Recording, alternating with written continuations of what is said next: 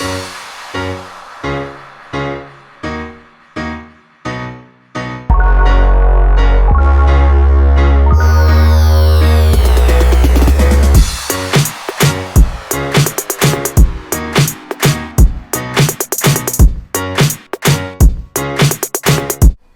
up everyone, we're back here for another episode and this one's going to be all about prehab. Prehab's very important before surgery, so we're going to get it done. But we're not going to just get it done inside because that's boring, and even though you can do it inside, I want to get outside because it's a great day out there. So we're going to head down to the park and we're going to get these prehab exercises done. They're going to be uninterrupted, nothing else but prehab. So let's go.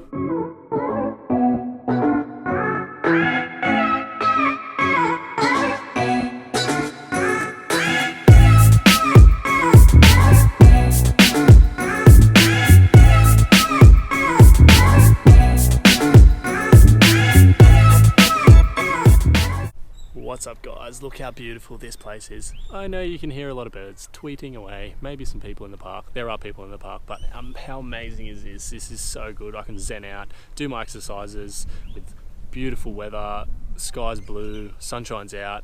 What can be wrong in the world? Now, I'll talk about the mental side of all of this later on because this helps me with my mental side of things, but that's for another video, and today's all about prehab. So we're going to talk about prehab, and what prehab is basically a group of exercises that help you with stability, range of motion, mobility and strength. Now, getting these factors right before surgery is very, very important because it'll help you get in that mindset of what you need to do after surgery, because the exercises are very alike straight after surgery and moving forward into the rehab phase. Now, when you rupture your ACL or you have an ACL injury, you will lose all of those four key aspects. You'll lose your stability, you will lose your range of motion, you will lose your strength in your quads, in your calves, in your glutes, in your hamstrings, and you'll also, what was the other one? Lose the mobility. So we're going to have to work on all these things, and these group of exercises are going to help us get to that phase before we go into surgery. Okay, so muscles play a very important part in stabilizing the joints. Without weight bearing, without immobilizing the joints, the muscles will waste away, which is called muscle atrophy. Now, these prehab exercises will prevent that from happening and will strengthen those areas which need to be strong before the surgery. So there's three basic principles to prehab. Number one is to reduce the pain and reduce the swelling. So you can do this by obviously not walking too much on it, and also icing and taking anti-inflams. Now, I took anti-inflams for, I think it was 2 weeks before the surgery, but check with your doctors because some surgeries they don't allow you to actually take those anti-inflams right up until the surgery, so check with your doctors before that. But basically reduce pain and reduce swelling, ice and rest. Now, number two is to maintain the range of motion. I'll show you what I mean by range of motion when I do the exercises. And number three is to avoid having muscle atrophy. So these exercises will help you keep the muscle tone within your legs, keep the strength there, and also it gets your body focused on the exercises of what you need to do after. So that muscle memory will be there if you do it enough before surgery to then have that muscle memory for the exercises that you're going to do after surgery, which are basically very, very similar in the first few weeks. So moving on to the exercises now, we'll get stuck into them. I'll run you through them, and it should be pretty cool to be able to get all these exercises out to you so you can follow them and hopefully have a good prehab. Alright guys, first one, foam roller. This really isn't a part of the prehab, but I love using a hard ball to get those pressure points wherever I'm sore. Whatever muscle I'm sore in, I'll put this ball pretty much just around that area. 30 seconds hold, sit on it, 30 seconds, next place, 30 seconds, next place. Usually I only use this on my glutes and my lower back or my upper back. I don't usually use it on hamstrings, calves, but you can, but I guess that's what the foam roller is for. I love foam rolling, get it done. It's amazing when you take about half an hour out of your day to be able to do this. I know this isn't an every single day thing for people who obviously work and have busy lives.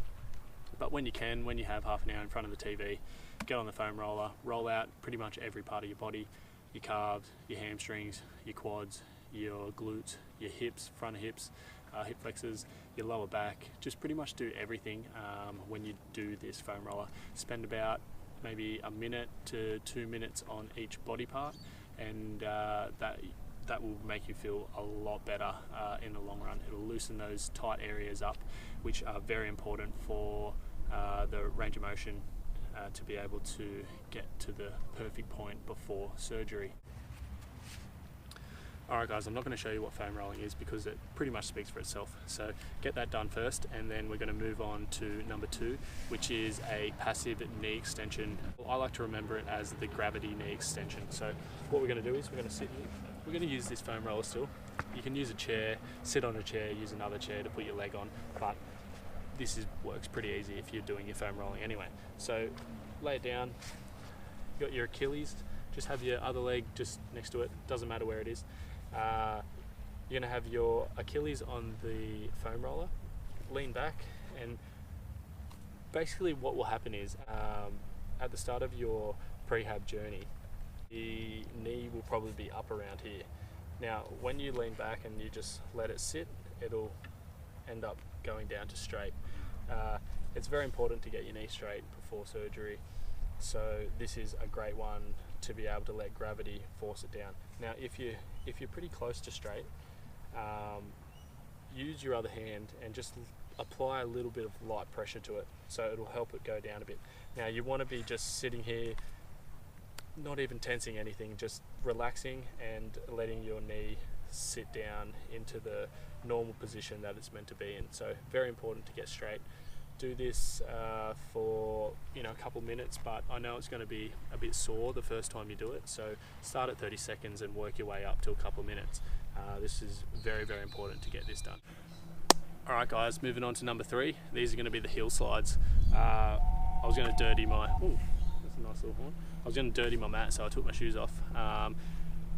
Best idea is to do this on some tiling or wooden floor or something that's slippery. Just makes it that much easier with socks on.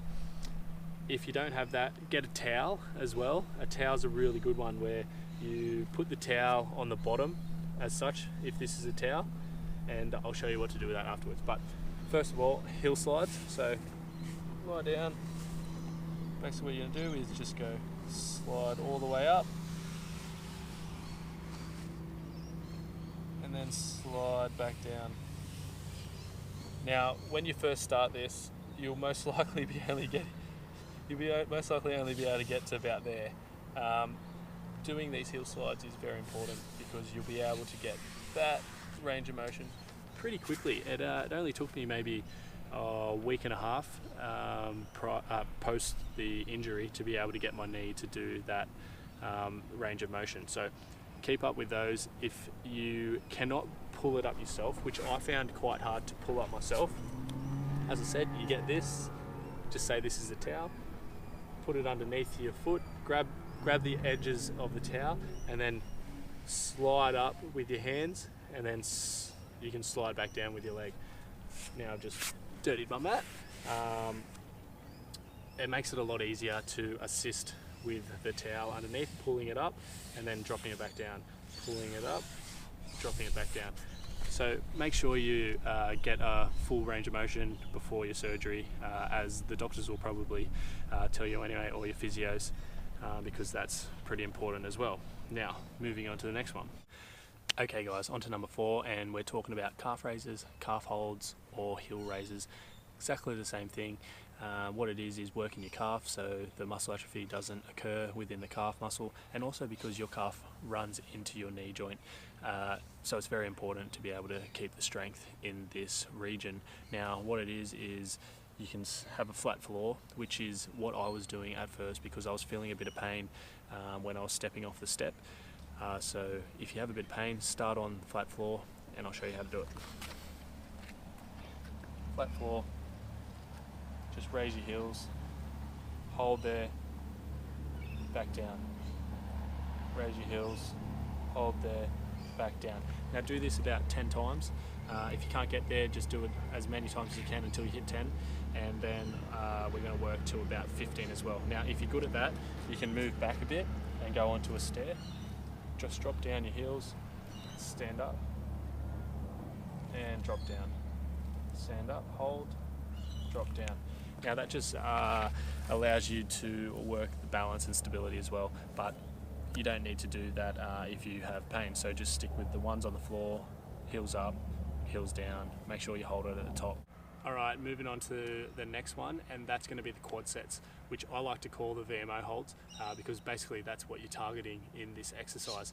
The VMO is your vastus medialis oblique, and what that does is keeps your kneecap tracking in the right position when you bend your leg. This is very important because it's one of the key factors after surgery that a lot of people get problems with their kneecap not tracking properly. This muscle is very important for stability, so I'll show you guys how to do that now. So actually I'll show you what muscle that is. So it's that muscle there is your VMO.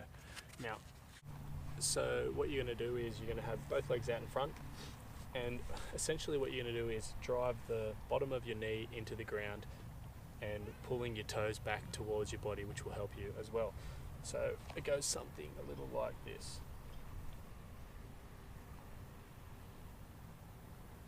And we're going to hold that for probably about 5 to 7 seconds, and then we're going to have about a 10-second rest in between.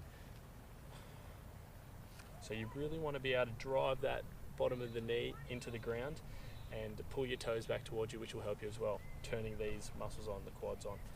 So I'll show you again.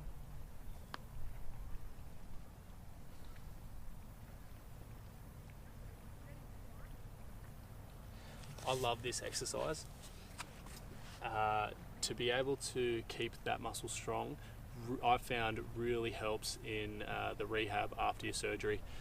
As you got that tone there, you got that strength there, which will decrease the amount of time between surgery and getting on with your rehab into obviously moving around, into squatting, into running essentially. So make sure you get those done. Okay, so we're going to move on to hamstring and glutes, and we're going to do bridges. These are pretty easy to do, just working those muscles around that area, as I've said again, to stop that muscle atrophy from happening. So bridging is lying on your back, and that's really bright and I can't see anything now, but it doesn't matter. On your heels, drive your heels into the ground, and you're going to lift your hips up, keeping that level. Turn your core on, squeeze your stomach together, and as you come up, squeeze your butt cheeks, your glutes, and back down, and up, and back down, and up, and back down. Get those done, they're very important, and we're going to move on to the next one now. Okay, now we've given the quads a little bit of a rest, the VMO a little bit of a rest by doing the bridges. We can go back to these quad holds, but we're going to do the leg raises. I'll show you guys now. So what you want to do, exactly the same thing as that VMO hold.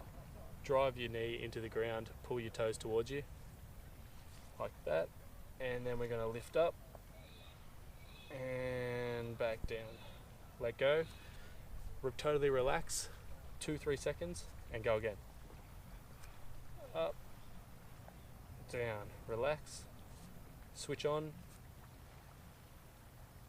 down. It's very important to switch everything on before you lift your leg. Don't switch it on as you're lifting it, and make sure when you're coming down, you're controlling that descent. Okay guys, we're going to move on to the double leg squat. This is pretty simple and pretty standard in working your quad muscles. So, alright everyone, sorry about that. The battery died when we were at the double leg squat. We charged the battery a little bit, so we've got to do this one quickly. Double leg squats. I like to get a chair for this, just to guide myself in where I need to go and what range I need to go to. So what you want to do is basically, I'll do it forwards first for you. You want your knees to be over your second toe. You don't want them buckling inwards, and you don't want them buckling outwards. So straight over that second toe, just as such, and just to there, just to the seated level. So I like to get a seat because it gives you that guide of where you need to stop, as such. And I'm not sitting down, going back, and then standing back up. I'm just going down enough to touch it, and then come back up. Down, touch it, come back up. Now these will be pretty easy for you guys. I don't think you have any problems with this at all. So make sure you're doing those to build that quad strength up again. All right guys, so that brings us to the end of the prehab segment. Hopefully you guys enjoyed it, enjoyed the exercises and picked up some tips and tricks along the way. They're probably pretty simple exercises for you to do, but they pinpoint the target areas of what you need to fix before surgery. Now, I would like to say, don't go too hard too soon. Start off slow and don't push towards pain or even past pain. Don't even get to pain. Do it until you feel comfortable or you're feeling a little bit tired and fatigued, but never get to pain. So get them done. Hopefully you enjoyed the content. Thanks for the support. Sorry I couldn't finish it out there in the beautiful park that I was at, but that's what happens when you're using technology. The battery dies. So anyway, hopefully you're liking the content that I'm throwing up there. If you are, smash that thumbs up button and subscribe, and we'll catch you in the next episode. See you guys.